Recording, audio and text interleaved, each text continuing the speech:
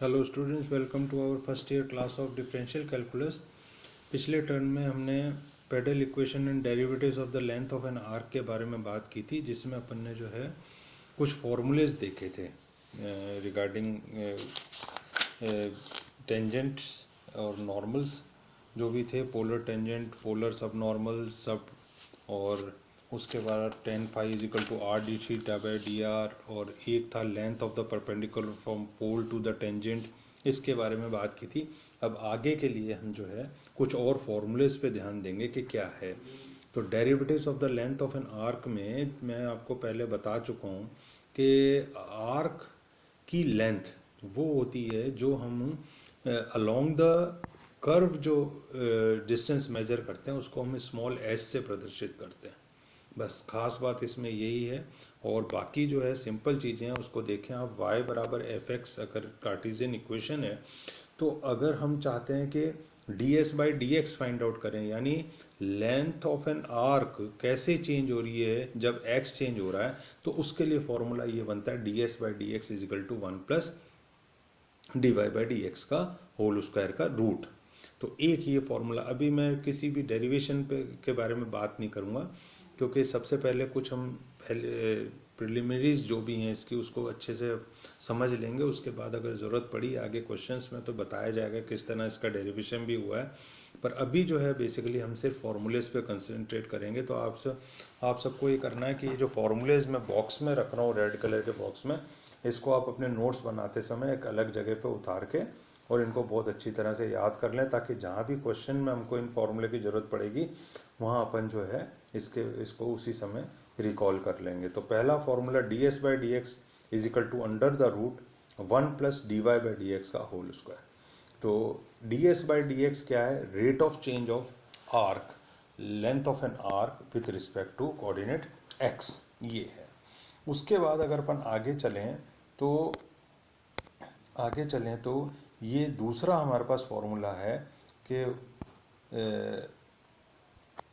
दूसरा फॉर्मूला इसके बाद ये है जिसमें d s by d y बता रखा है, d s by d y, ये बॉक्स वाला फॉर्मूला। इसको भी आपने आप नोट्स में ऐड कर लेंगे आप कि rate of change of S, यानी आर्क की लेंथ किस तरह चेंज हो रही है जब वाई चेंज हो रहा है।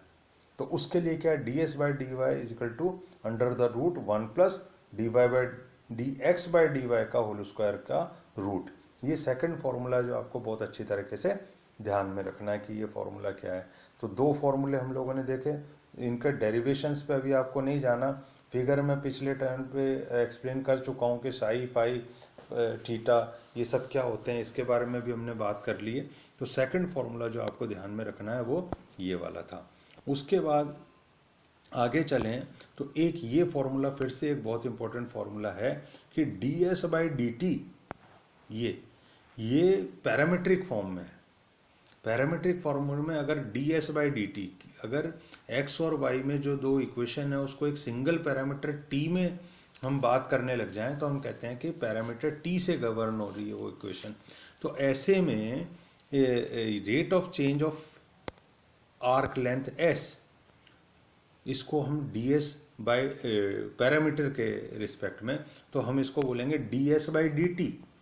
तो इसके लिए फॉर्मूला है simple, d s by d t याद करने में आसान है, under the root d x by d t का whole square plus d y by d t का होल स्क्वायर। इसका अंडर रूट निकाला हुआ तो d s by d T हमारे पास ये मिल जाएगा। तो एक ही ये खास चीज़ है। तीन फॉर्मूले हो गए अभी तक।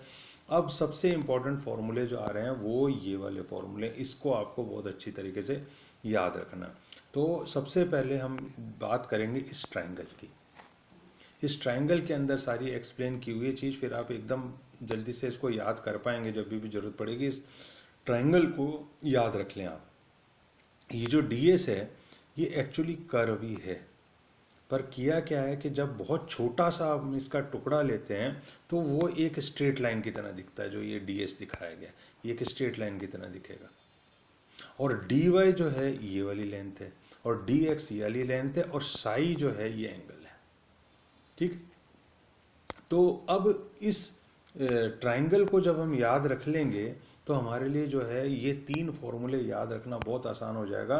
कौन कौन से? एक तो कॉस फाई का फॉर्मूला जो है, कॉस साई क्या होगा, सॉरी, और साइन साई क्या होगा, और इसका जो स्क्वायर करके ऐड करेंगे तो 1 आ जाएगा। तो सबसे पहले आप ये देखें कि कॉस साई जो है वो है d x by d s, d x by d s, आधार बटे कण, d x by d s. Simple ये जो है हम इसको बार बार मैं पॉइंट आउट कर रहा हूँ कि इस ट्रायंगल को आप याद रखेंगे तो ये फॉर्मूला इससे बन जाएगा। फिर sine psi is equal to है d y by d x, ये रहा d y by d x. Sine psi क्या है, d y by d s है, डी एस, ये एक्स गलत लिखा है, d y by d s लंबटे कर्ण ये है।